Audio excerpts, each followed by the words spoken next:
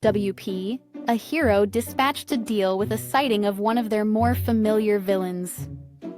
When they arrived at the location, it was a vet's office, which was surprising since none of their powers were animal-related. That was until they walked inside, seeing the villain holding a collar in the waiting room. 1. He ignored me, looking towards the back. The customers outside were worried, and the nurse at the counter was completely pale. "Mr. Graviton, what are you doing here?" I ask. He ignores me. He came with his D-dog," the nurse stuttered from the desk. "That explains the collar. But what is going on?" Just then, a whimper is heard from inside, and the floor cracks around Graviton as his powers seep out. "Graviton!" I shout, lunging at him. He easily slapped me away, not even looking at me. "Go and ask the doctor about Mr. Fluffamus," he said to the nurse, whom nodded quickly and rushed into the back. "You," I growl, trying to stand up. But he continues to ignore me. He is the only light in my life. He has to be all right, I hear him mutter. Oh boy. He is one of those bonded completely with his pet, and the pet is sick. I stand up and stare at the villain. He usually played around with me, it seems, because that simple swat made my entire body ache, and I am theoretically a durable and super strength-having hero. "Graviton, don't do anything stupid," I say. He finally turns and looks at me. His eyes are red. Did he cry? "I just want Mr. Fluffamus to be okay, and if not, I want to take him home and give him the proper rights he deserves. Let me be, hero," he whispers. I nod. I take a step back and tell HQ about the situation and ask that nobody engages Mr. Graviton. He is grieving, and we don't want to provoke him more. A few hours pass, and the shop is shaking as Graviton's powers are slowly going out of control. And then, the door opens, and the nurse and vet come out, carrying a large, fluffy Samoyed dog with a cone around his head and an eye patch. "Is he..." Graviton starts. "Still sedated. Care for him for the next few days, and have him take these pills. He had a rather nasty infection in his left eye, and I am sorry, but I couldn't save the eye," the vet says. I tense up. "Otherwise, is he okay?" Graviton asks. "Yes. Healthy dog, run some basic tests. I can run on the spot, and he seems to be healthy. Living to his 10-15s shouldn't be an issue," the vet says. Graviton nods, takes the pills, prescriptions, and his dog, and slowly leaves. I follow him for a while, before stopping. I didn't even fight, but I am more tired, sweaty, and in pain than when fighting entire villain teams. Also, he is so humane.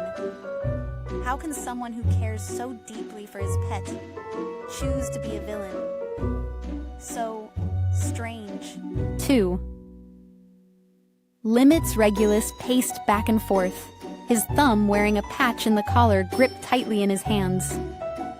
It had been a long time since he felt this way, and he hated it. Powerlessness was what drove him to greatness. It was what inspired him to push past every limit society and his body placed on him. It was in this quest for greatness that Regulus made a simple mistake. He attached his heart to a dog. Cerberus was no simple attack dog. Not an attack dog at all, really, as he consistently refused to follow orders. Regulus never could quite place why that made the pooch so endearing to him. Normally, his boot and heel would do the teaching if words would not make a minion obey. Of all the harm he had done in his life, Regulus could not bring himself to harm that dog. At least, not physically. For neglect, Regulus now realized, is harm as well. This quest for domination had so consumed Regulus that he had forgotten his dearest friend and companion. He did not greet the wagging tail at his arrivals with pets and smiles as he once did. He would storm off to his lab to continue working and ignore the pup. Now it might be too late to change it. The waiting room door swung open with such force that it nearly came off the hinges, and that bastard stepped in. Regulus sneered, baring his teeth. "Come to gloat, have you?" he shouted. He watched as the Crimson Defender put on his typical look of superiority, sweeping his eyes up and down. As he did this, though, Crimson's eyes stopped on one of Regulus's hands, the hand holding the collar. His mask fell. Not literally, of course. That would be embarrassing for the defender of the city. But ever so slightly, Regulus saw something that he had not seen in that holier-than-thou face before. Understanding. Rather than retrieve a diabolical gadget or launch into a cliché monologue, Crimson just sat, eyes forward, and said nothing. Regulus felt he should be stunned. A part of him screamed that this was an opportunity to attack, but he was too distracted fighting back the tears that threatened to spill from his traitorous eyes. So Regulus sat too. The pair sat there, in silence, waiting for what felt like an eternity, until the vet came out. Regulus knew that look, and just when he thought he could feel no more pain in his life, a tidal wave of hurt crashed down on his heart. "It is time to say goodbye," she said. Regulus lost the battle with his eyes. Tears streamed down his cheeks as he entered the office. Cerberus, despite being so near death, wagged his tail. All his life, Regulus had smashed limits. Just once he wished there were a limit he could not surpass. A maximum to the grief in his heart, such that it could grow no more. He said what he needed to say. He embraced Cerberus one last time, and held on until the end. Crimson was gone when Regulus emerged, and that was for the best. Regulus had no fight left. He looked inward and found he had no choice but to accept one simple truth. With some things in life, there are no limits. 3. As I walk through the shadows of the valley of death, I feel no evil, nor good. For death is neither. It just is. I respect that. Hence the reason why I can freely travel here, where others cannot. Hence the reason I have been called. For this is one place nobody can keep me from. I have been called because I try to keep others from being sent here before their time. I have been called a hero, though there are many still who call me an abomination against God. I have been called because Barricade has been spotted in public. There is no wall that can stop him, save that between here and there. And there is nothing that can pass the walls he creates, and nobody, save me. I have been called because Barricade is at a local animal hospital, and somebody said he is holding a hostage. Barricade never takes hostages. For all his ability to contain or repel, not once has he ever prevented somebody from fleeing to safety. As I cross the threshold, I remain concealed and observe. Barricade is here, and the young girl crying into his shoulder is holding him as tightly as she holds the collar in her hand, while he holds her with a gentleness that comes from experience, and a fervent wish that the one you hold never be exposed to sorrow or pain. I remain concealed as I walk back to the inner recesses of the facility, following the chains of love and affection that extend from Barricade and the girl. I soon find the one for whom they wait. I have seen worse. I have done worse. And as I stand watch over what was once a beautiful Maine Coon, her silver fur stained blood red, my power comes, unbidden as always. I see the cat standing guard between her human and the others. I see the fight she put up to protect the one she loves. I see the sadistic glee as they torture the cat and threaten the girl. I see the chains of cruelty, of sadistic glee, leading from those who inflicted this horror upon this magnificent creature. I hear what they say to the girl before they flee, and the part of me that still prays that she will not remember what they said. I return to the waiting room and reveal myself. Barricade looks up at me, and I see a pain that can only be born from the truest and greatest of love.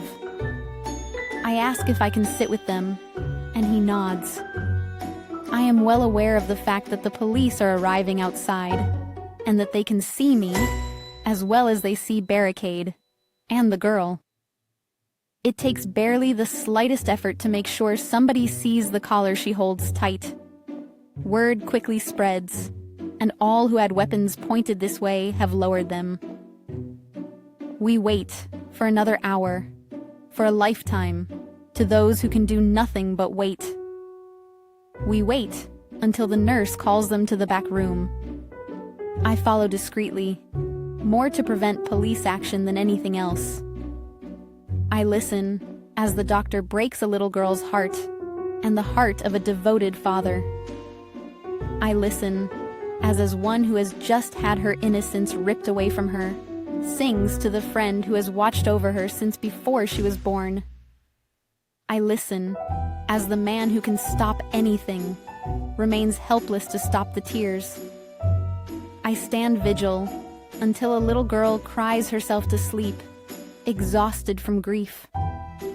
I listen as the doctor promises to hold on to the deceased until they are ready for the remains. As Barricade lifts the child back up into his arms, I tell him to take her home and stay there with her, and that by this time tomorrow, there will be fewer monsters in this world. Judging by the look on his face, I believe he will do as I say.